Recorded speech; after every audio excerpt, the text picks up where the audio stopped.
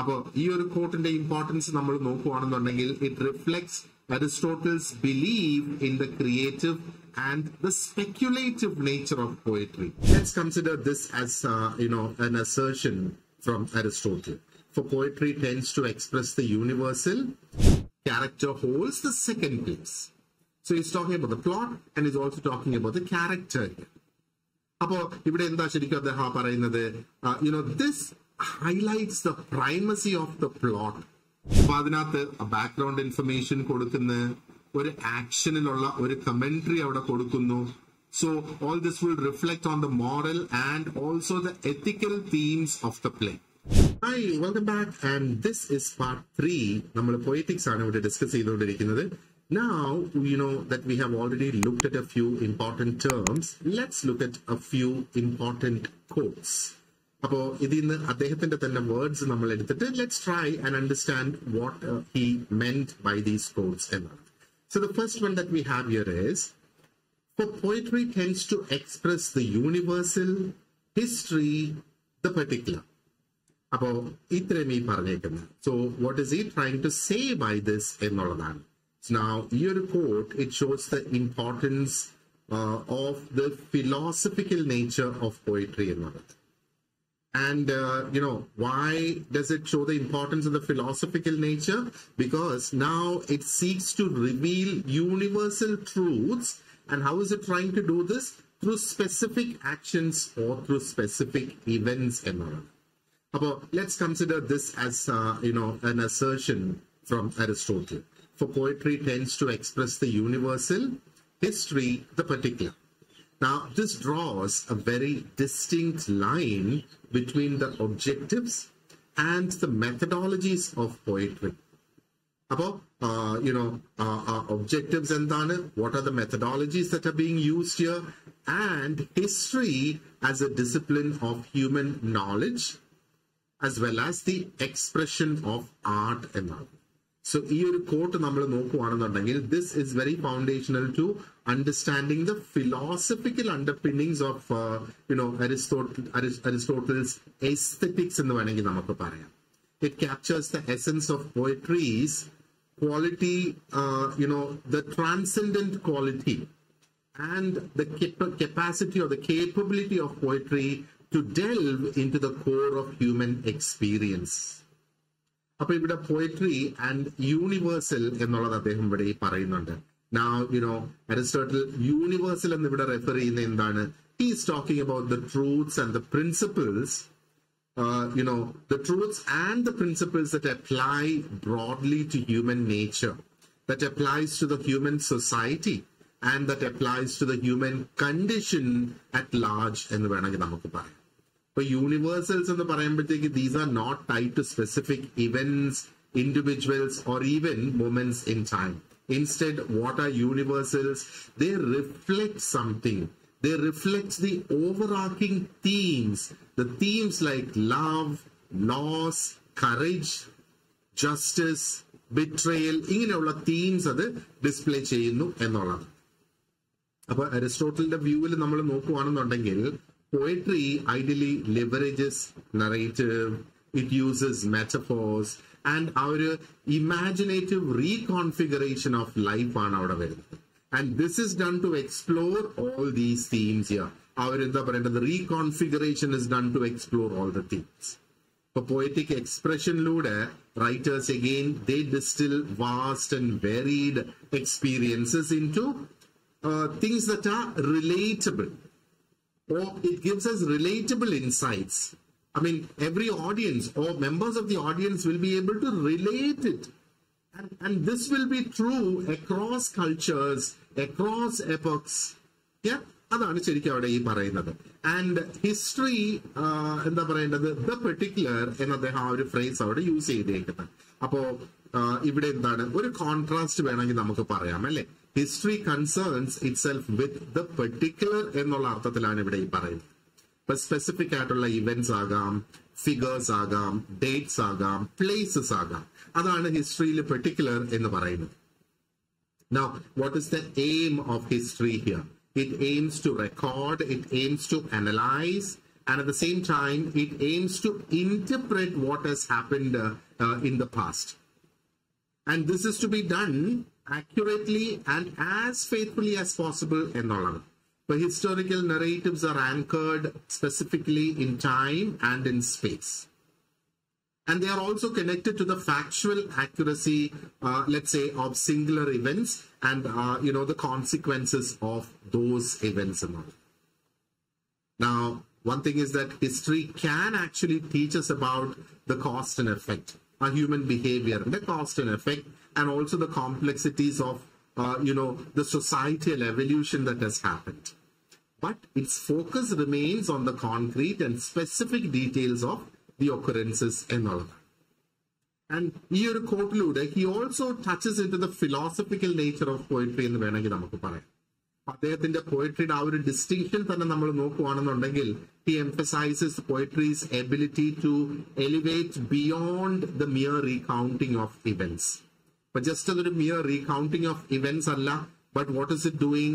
It's mediating, on the deeper resonances എന്ന് വേണമെങ്കിൽ നമുക്ക് പറയാം. The deeper resonances of those events, അല്ലെ, ആ ഒരു ഹ്യൂമൻ എക്സ്പീരിയൻസിന്റെ കണ്ടിന്യൂവേഷൻ ആയിട്ട് വരുന്ന ആ ഒരു ഇവന്റ്സിന്റെ. അപ്പൊ ഈ പോയട്രിയുടെ ഈ ഒരു capability is what actually makes it inherently philosophical.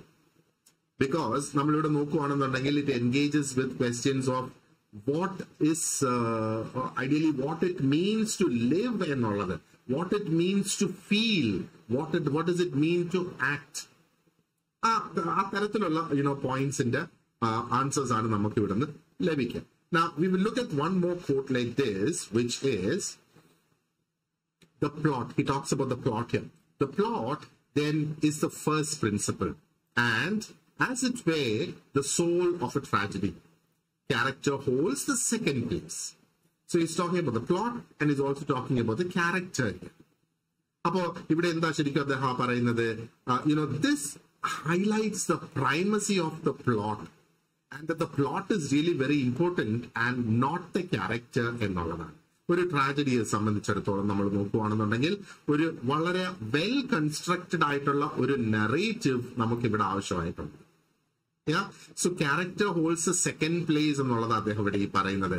So ഒരു ഫണ്ടമെന്റൽ ഹൈറാർക്കിയെ കുറിച്ച് അദ്ദേഹം ഇവിടെ സംസാരിക്കുന്നു ആ ഒരു ട്രാജിക് ഡ്രാമയുടെ സ്ട്രക്ചറിൽ. I mean, within the, tragic drama itself, he's talking about a structure. But your structure, he is placing plot at the core of the tragedy's effectiveness and the impact that it creates and all. But your perspective, ശരിക്കും വളരെ important ആണ്. എന്താ പറയേണ്ടത്, ആ ഡ്രാമയുടെ അനാലിസിസിന്. പ്രത്യേകിച്ചും ഒരു tragedy എങ്ങനെയാണ് അതിന്റെ ആ ഒരു profound emotional and moral resonance ഒക്കെ അച്ചീവ് ചെയ്യാനായിട്ട് കഴിയുന്നത് വിത്ത് ദി ഓഡിയൻസ് എന്ന്. Okay, so if you look at primacy of plot in tragedy, അപ്പൊ അദ്ദേഹം ഇവിടെ പറയുന്നത് ആ പ്ലോട്ട് പ്രൈം ആണെന്ന് അദ്ദേഹം ഇവിടെ ഈ പറയുന്നത്. So why does he say this? ഇപ്പൊ ജസ്റ്റ് ഒരു സീക്വൻസ് ഓഫ് ഇവന്റ്സ് അല്ല, നമ്മൾ ഓൾറെഡി നേരത്തെ ഡിസ്കസ് ചെയ്തതാണ്. പക്ഷെ ഒരു സ്ട്രക്ചേർഡ് ആയിട്ടുള്ള ഒരു നറേറ്റീവ് ആയിരിക്കണം. ആ ഒരു cause and effect relationship should be the between actions, അല്ലെ? അപ്പൊ one action should lead to another action എന്നുള്ളതാണ് ശരിക്കും അദ്ദേഹം അവിടെ പറയുന്നത്. So that's the main intent or the main idea behind this. And character holds the second place. അപ്പൊ അതിന്റെ അർത്ഥം he is not trying to diminish the importance of character. But what is he trying to state here? He's trying to say that the characters, when you look at our narrative in the hierarchy, it just comes second എന്നുള്ളതാണ്. Now he talks about characters as the agents through which the plot advances.